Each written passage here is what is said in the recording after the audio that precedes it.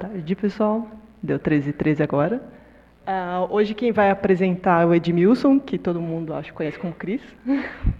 E ele é mais um da física, acho que ele é o terceiro da física que apresenta aqui. E ele vai falar sobre osciladores, pêndulos, pontes, o que uma coisa tem a ver com a outra e tal. E acho que é isso. Acho que é o primeiro aluno do último ano que apresenta, da física. Tipo, é a sua estreia do aluno do último ano. O pessoal aí que está no último ano também pode ser o segundo, o terceiro. Tá bom? Então, muito obrigada. Obrigado. Cris? Pode ver. Dá para me ouvir? Ok. Bom, é um prazer, porque, segundo a professora Marina, é o 60º atividade do Seminário de Coisas Legais e estou tendo a oportunidade de apresentar. Só faltava ser sexta-feira 13, que aí juntava todas e unia todas as possibilidades. Bom, eu vou falar sobre a simpatia de N osciladores, dois pêndulos de uma ponte, e eu espero que dê para explicar ao longo da apresentação. Em vias de tentar engatinhar um pouco sobre a definição do que seria, do que pode se entender como sincronização, a gente pode relacionar o conceito de sincronização com objetos oscilantes de alguma forma. Então, aqui dou alguns exemplos, como o pêndulo daquela historinha, esqueci o nome, Bela Adormecida, Bela e a Fera, um coração, pessoas andando e esse aparelho aqui para afinar certos instrumentos, etc., para dar um compasso, que de alguma forma eles têm associado um período, ou seja, eles ao longo do tempo eles têm seus ritmos repetidos, de alguma forma. Paralelamente, com sincronização também, vem a palavra interação. E há de dizer que é fraca interação entre esses objetos oscilantes. Então, até mesmo isso pode ser observado. Às vezes você observa pessoas na rua e elas conseguem, de alguma forma, conciliar o passo, ou mesmo, como eu vou mostrar posteriormente, metrônomes. Então, eles estão tendo a frequência distinta, mas de alguma forma eles vão e sincronizam. E pêndulos que têm essa fraca interação, E para fraca interação, entende-se com alguma coisa tem que comunicar esses dois osciladores. Então, no caso aqui dos metrônomes, é a mesa que se movimenta e eles se comunicam fracamente de alguma forma. Bom, para definir então, só dei algumas ideias relacionadas. Sincronização está envolvendo, então, um ajustamento de ritmo de objetos oscilantes devido a uma fraca interação entre eles. Esse fenômeno é encontrado em diversos sistemas distintos, desde climatologia, ecologia e, enfim, outros. E por isso que ela teve um tanto interesse de ser pesquisada, porque ela abrange diferentes áreas do conhecimento. Bom, geometricamente, esses osciladores que pertencem, que oscilam, eles podem ser geometricamente modelados como um ciclo limite, que seria essa linha preta que a setinha está fazendo assim. Se você excita ele um pouco, ele volta para essa órbita aqui. E se você desgasta ele um pouco, ele bombeia energia e ele volta para onde estava. Isso daqui, para definir, é um oscilador autossustentado, de alguma forma. A ideia, assim, mais que vocês... oscilador autossustentado, o que é? É uma pessoa no balanço. Sem alguém empurrando, óbvio, mas você está no balanço, você consegue, de alguma forma, bombear a energia, então você ficar mais rápido e ficar mais devagar, ao bem o seu querer, se você não for uma criancinha aqui. Ok. Bom, então, eu gostaria que passasse a ideia do que é sincronização. Agora, alguns exemplos. Essa é um marco do minha palestrinha, essa é a parte mais legal. Então, se vocês não gostaram disso, lamento, vocês não vão ver coisas legais. Bom, então, só um parênteses. Aqui tem os vagalumes, que eu vou mostrar que eles sincronizam de alguma forma. Os metrônomes, que é aquele objeto que eu falei que serve para compassar alguns instrumentos. E cardumes e peixes, que tem esses volumes, nuvens de animais juntos. Então, só para provar que eu não estou falando besteira, inicialmente, o dos vagalumes. Vocês podem observar que eles estão em sincronia, eles brilham na mesma, e eles são animais, não são inteligentes, mas de alguma forma eles conseguem entrar em sincronia. A primeira pessoa que observou isso foi um holandês, que ele estava indo para o sudeste da África, tem uns rios e uns vagalumes estranhos como esses, e ele observou que o pessoal, os vagalumes estavam entrando em sincronia, os flashzinhos, e ele falou, caramba, que negócio bacana, que negócio legal. Outro exemplo é o dos metrônomos. Então tem 32 metrônomos nessa mesa aí.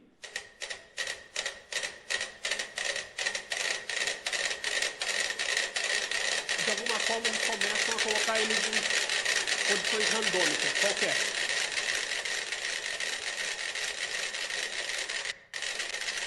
Então, só para provar, todo mundo está se movimentando e de forma totalmente randômica. Mas, devido ao movimento da mesa com que eles estão em cima, depois de um momento eles começam a entrar em sincronia.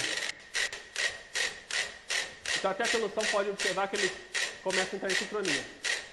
Não é magia, espero que até o final da apresentação vocês observem, realmente pode acontecer. E, finalmente, os pássaros nesses movimentos muito bonitos, muito bacanas.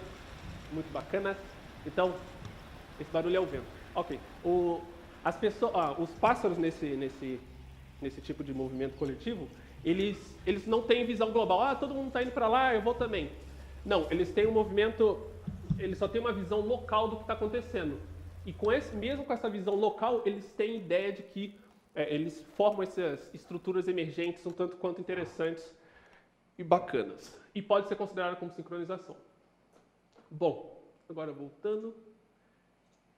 Então, isso acontece em diversos lugares, em diversos sistemas biológicos, o metrônomo que é mecânico. Então, quem descobriu o fenômeno em si foi Christian Huygens, que é um holandês, Chris que nem eu também. Então, ele dizem, né, a bibliografia, que ele ficou doente, como Newton também ficou doente, e aí estava deitado na cama doente, vou pensar em alguma coisa. Ele ficou observando a parede, tinha 2 pêndulos, e eles sincronizaram de alguma forma. Eles começaram a ter uma frequência parecida antifasicamente, que eu vou explicar posteriormente. E aí ele foi e começou a estudar mais a fundo e viu que não era o movimento do ar, porque ele até colocou uma madeira assim, será que eles estão se movimentando? O ar, um taca e movimenta moléculas e vai para o outro e consegue sincronizar de alguma forma? Não. Ele viu que era alguma coisa na parede, depois ele colocou nessa cadeirinha e foi pelo movimento da madeira que eles conseguiram entrar em sincronia. Isso daqui foi, para a época, muito importante, porque os relógios naquela época atrasavam por dia uns 15 minutos.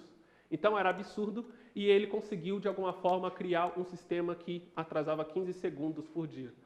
Também, para navegação, foi muito importante, porque as pessoas conseguiriam ter a tendência de medir a longitude, como não era conseguido naquela época. Então, ele media a hora quando os navegantes saíam da costa e depois media a hora e comparava com a da costa. E aí, como não atrasava, tinha essa possibilidade de medir aproximadamente a longitude. Bom, nesse sistema é o primeiro que vem na minha palestra, que é o dos 2 pêndulos, tentar modelar um pouco melhor como que isso acontece, por que eles entram em sincronia.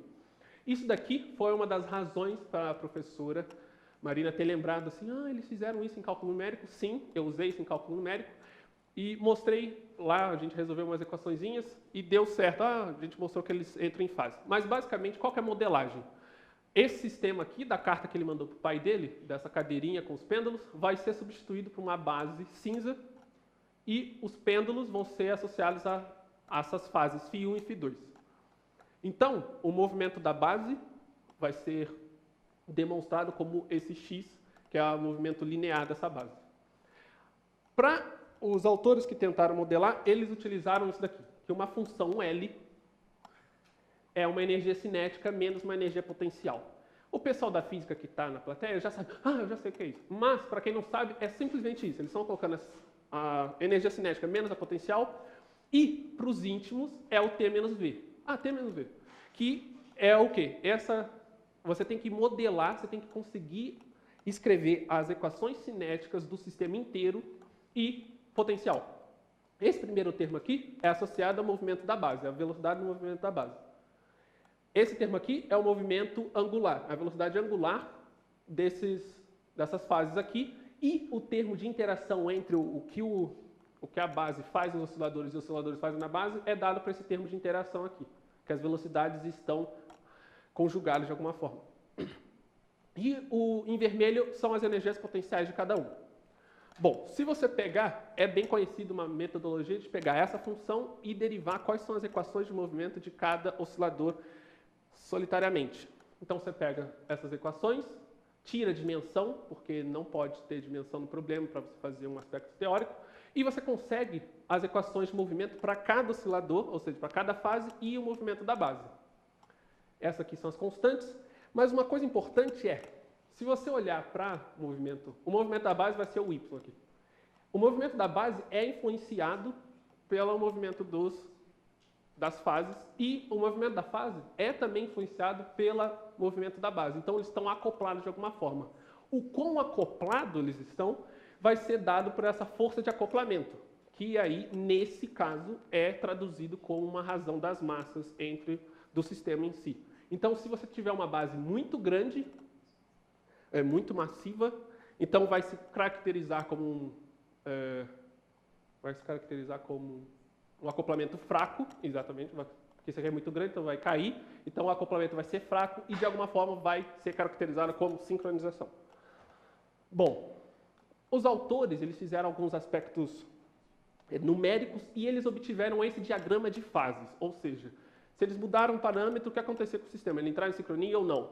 E eles observaram que isso aqui quase periodicamente, que está aqui, são quando eles não estão sincronizados.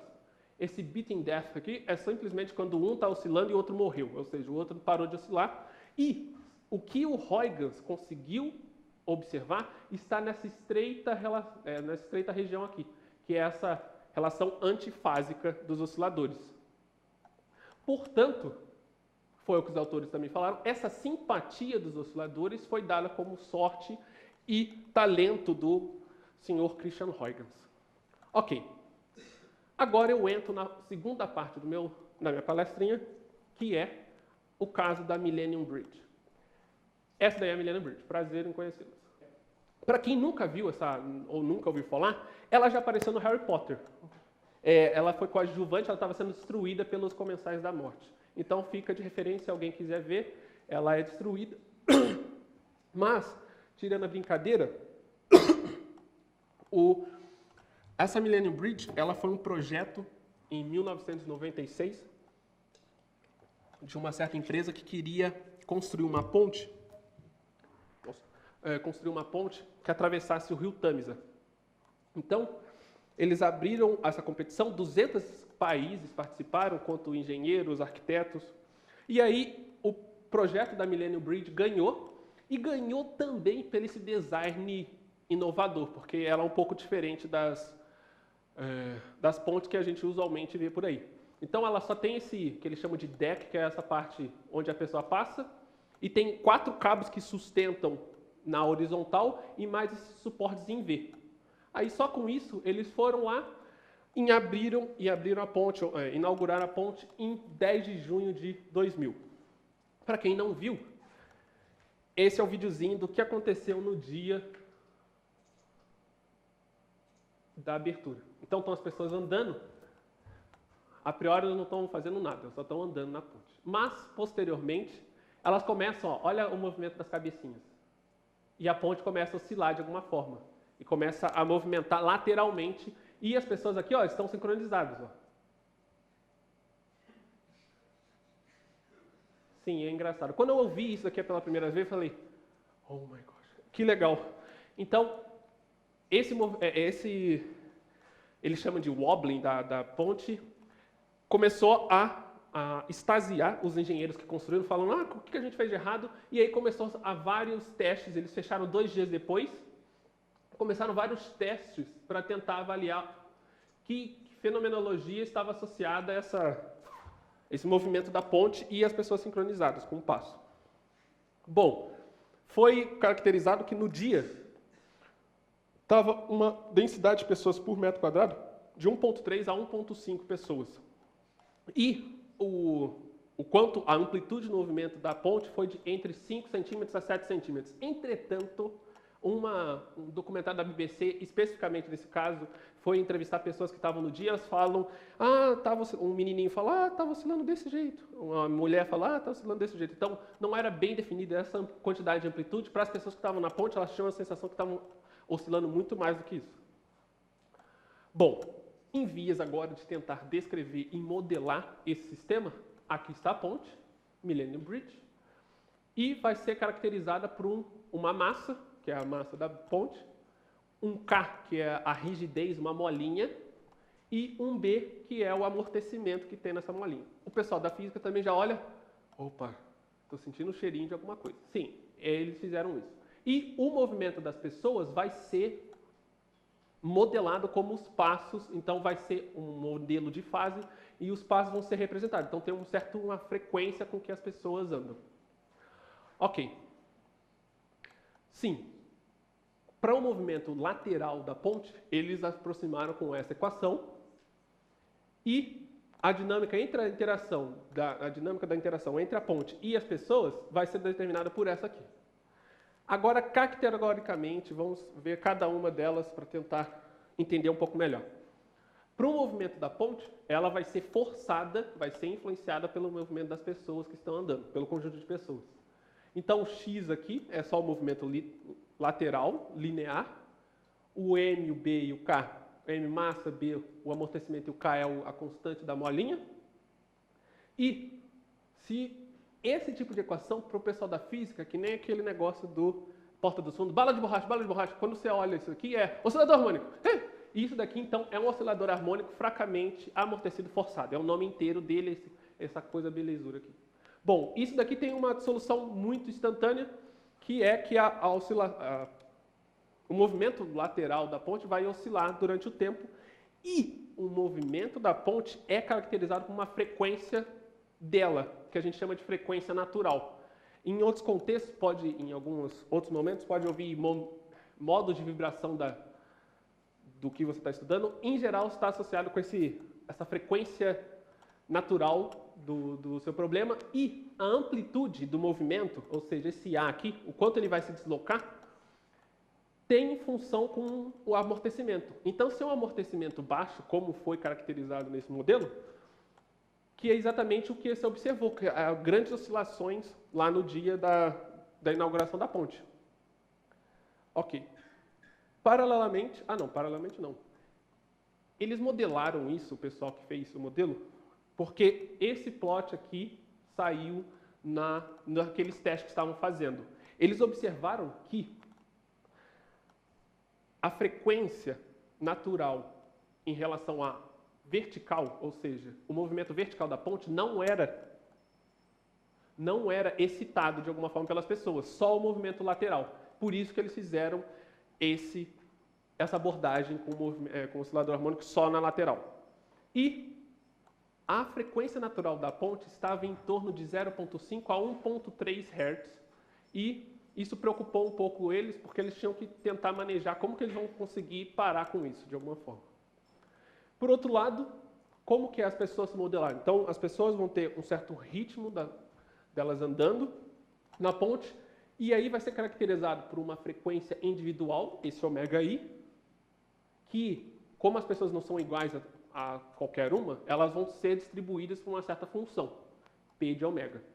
O C é a sensibilidade pedestre, é só um parâmetro que o pessoal colocou no modelo para tentar caracterizar um pouco, separar a idade de um, a idade do outro, a altura, eles vão sentir o movimento da ponte de forma diferente. Psi e A são dados da ponte e a fase é a mesma fase daqui. Bom, nos testes, eles fecharam a ponte e começaram a introduzir várias pessoas para observar se tinha um número de pessoas que começavam a oscilar. Então, eles foram introduzindo, 20, não, 50. Aí foram introduzindo pessoas nessa linha pontilhada e foi observado que depois de um número tal de pessoas, a ponte começava a oscilar muito. Então, não tinha nada de oscilação, e começou a oscilar. Então, há o interesse de tentar descobrir qual que é esse número crítico em função dos parâmetros desse modelo que o pessoal colocou. E como que se faz isso? Bom, eu não vou descrever tudo aqui, porque não vale a pena, mas é muito análogo ao que o pessoal do Huygens fez. Você tira a dimensão, você faz uma brincadeira com as variáveis só para considerar a escala de tempo que você estava trabalhando, e o vermelho, que eu também espero explicar depois, é estudar as soluções estacionárias, que eu explico um pouco depois. Mas, juntando isso no ingrediente, virando e misturando, você consegue descrever qual que seria esse número crítico de pessoas em função das variáveis do problema. Aí, qual que é a solução que o pessoal achou? Para tentar resolver, para parar com que as pessoas andassem, pudessem não destruir a ponte, algo do tipo.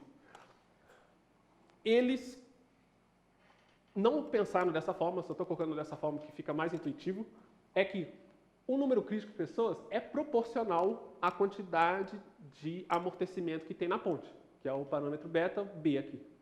Então, se você aumentasse o amortecimento que tinha para essa frequência de oscilação, você teria a possibilidade de aumentar a quantidade de pessoas que entram na ponte.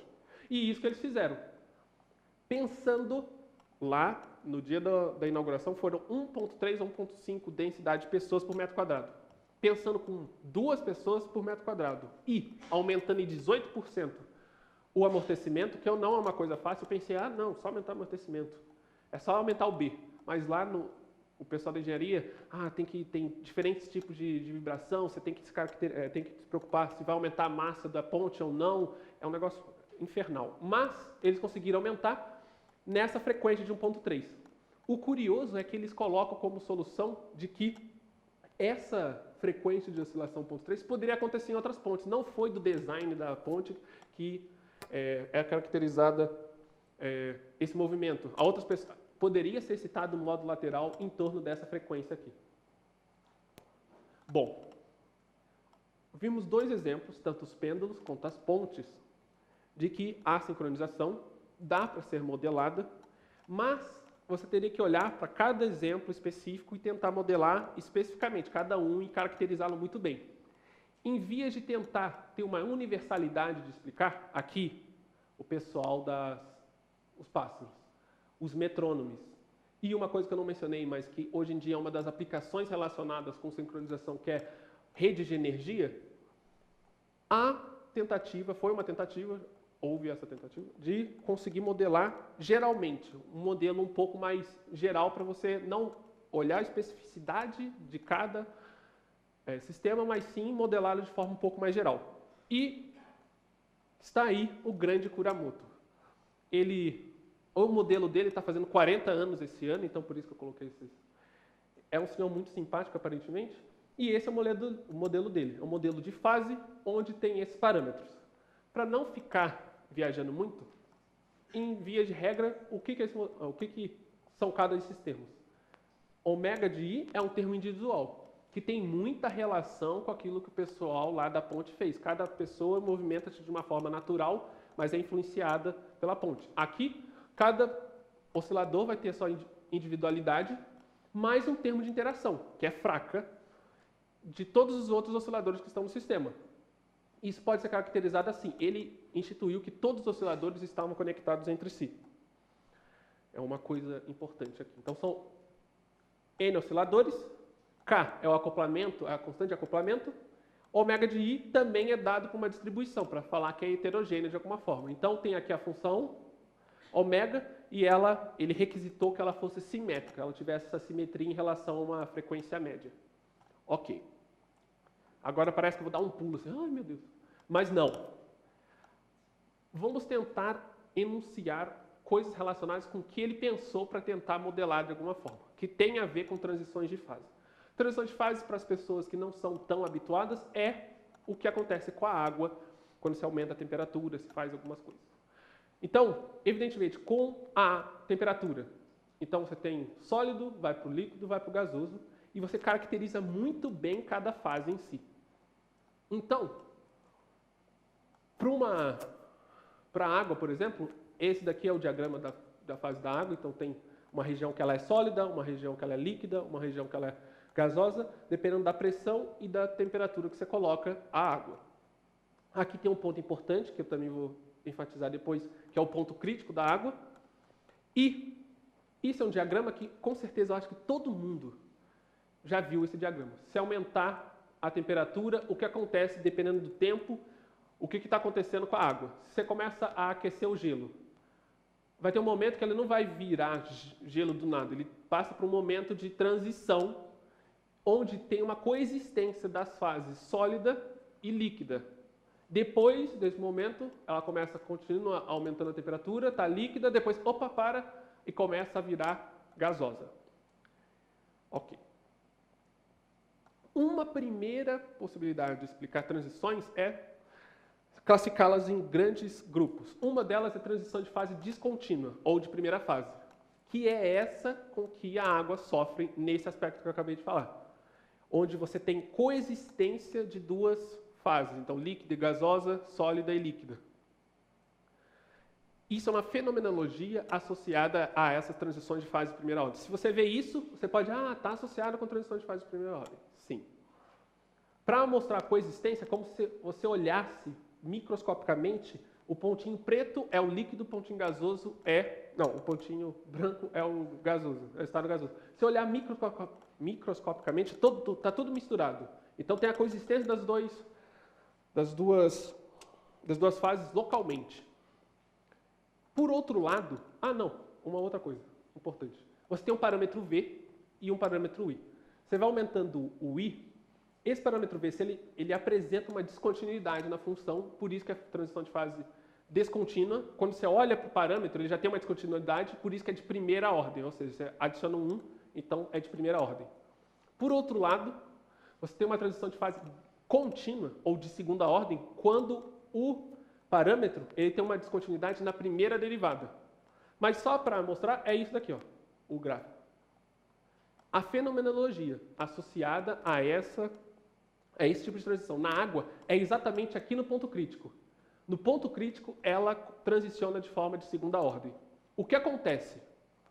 Para deixar de forma um pouco mais simples, os outros exemplos para fenomenologia associada a essa transição é um pouco complicado de explicar, mas esse é o mais intuitivo que eu acho. É a formação de conglomerados, ou seja, grandes extensões de líquido, grandes extensões de gasoso, que localmente só vai ter gás, localmente só vai ter líquido, não tem a coexistência das duas fases. Ok. Diante disso, o Kuramoto também introduziu a ideia de fases para os seus osciladores. Então, é como se você tivesse um estado assíncrono, ninguém está sincronizado, ou seja, os metrônomos lá no início estão todos espalhados, é no início do vídeo. Depois eles estão no estado síncrono, ou seja, eles estão oscilando daquela forma sincronizada. Isso daqui, esse movimento de você partir daqui, aumentando o acoplamento, partir daqui e ir para cá, ele chamou de Synchronization Phase Transition. Eu não traduzi, porque eu não queria errar, ele não ficar bravo, não ficar sentido lá onde ele está, mas ele chamou isso de uma transição de fase nesse contexto. Esse R aqui, que é o parâmetro de ordem, ele simplesmente é como se fosse um vetorzinho, o módulo de um vetor que vai conseguir medir. Se está assincronizado, ele é 0. Se estão sincronizados, ele é muito próximo de 1. Então, você tem, de uma forma muito bacana, de observar macroscopicamente o que está acontecendo com o sistema. E não precisa ficar olhando para cada oscilador e saber. Você consegue saber, eles estão sincronizados ou não. E o que você observa com um R, se você tiver um acoplamento menor que um certo KC, acoplamento crítico? Você observa que o parâmetro de ordem ele morre, ele fica no estado assíncrono dos seus osciladores. Do contrário, se ele tiver um acoplamento maior que crítico, eles ficam muito sincronizados. Então a pergunta é tentar determinar qual que é o acoplamento crítico. Onde que você tem essa diferença de fases nos seus conjuntos de osciladores? Então, para determinar, ele foi e estudou no limite do contínuo, ou seja, não contente só com N osciladores, ele tacou para o infinito. Ele tinha infinitos osciladores. Com isso, ele conseguiu introduzir uma densidade de osciladores caracterizados por uma fase θ e a sua frequência específica. Estudando as soluções estacionárias, e que é aí que eu faço o link com relação ao que fizeram para determinar que ele número crítico de pessoas na ponte. Estudar as soluções estacionárias é simplesmente quando essa densidade não varia mais no tempo, ela é igual a zero. Quando isso acontece, você consegue tentar... você consegue estudar, tentar determinar o acoplamento crítico. Olhando para os osciladores, para todos os osciladores, você tem duas populações. Uma população síncrona, que é essa aqui delimitada nessa região, ou seja, que é a frequência natural de cada oscilador está dentro desse intervalo, e uma população assíncrona. O interessante é que essas populações, de alguma forma, poderiam contribuir para a determinação do parâmetro de ordem, aquele que mede se está sincronizado ou não. Entretanto, por conta dessa simetria da função que denota as frequências naturais, dá para ver que a população assíncrona não contribui. Então, você só tem a contribuição do pessoal que está sincronizado para a determinação desse acoplamento crítico. Por fim, ele conseguiu, e outros matemáticos também, conseguiram determinar qual que é o acoplamento crítico e é dado por essa expressão. Ou seja, está correlacionada com qual é o formato da sua distribuição, qual é o valor da sua distribuição. Então, aqui no zero, mas em geral é onde está a fase média dos seus osciladores. E pode-se observar que o formato dessa curva é idêntica ao formato da curva do V por I, que eu mostrei na transição de fase segunda ordem. Ou seja, você tem uma descontinuidade do parâmetro R, da derivada do parâmetro R, e não olhando para ela. Então, Synchronization Phase Transition está correlacionado com uma transição de fase contínua. Aí a gente juntou os dois links. Isso daqui tem sido indício de várias pesquisas, e uma das pesquisas, uma das aplicações, foi exatamente utilizar esse formalismo para determinar qual que é o número crítico. Então, esse formalismo aplicado aqui foi o mesmo análogo a determinar qual foi o número crítico de pessoas na ponte. Ok. Por fim, só para deixar mais informações, se alguém quiser saber um pouco mais sobre sincronização, deixar um cara, ele é muito didático e muito melhor do que eu para falar, que é o Steven Strogatz. Então, lá no TED, 23 minutos de apresentação. E, por outro lado, se quiser ler e se fundamentar, tem um livro só, Synchronization, um conceito universal de não linearidade, que para os íntimos, assim, que estudam mais sincronização, tem mais, chama de Red Bible, ou seja, a Bíblia Vermelha de sincronização. Por fim, gostaria de agradecer à professora de ter me deixado participar, apresentando, e também agradecer ao grande Chris, que ele teve talento e sorte para conseguir achar e descobrir o movimento de sincronização em si. Bom, era isso. Obrigado.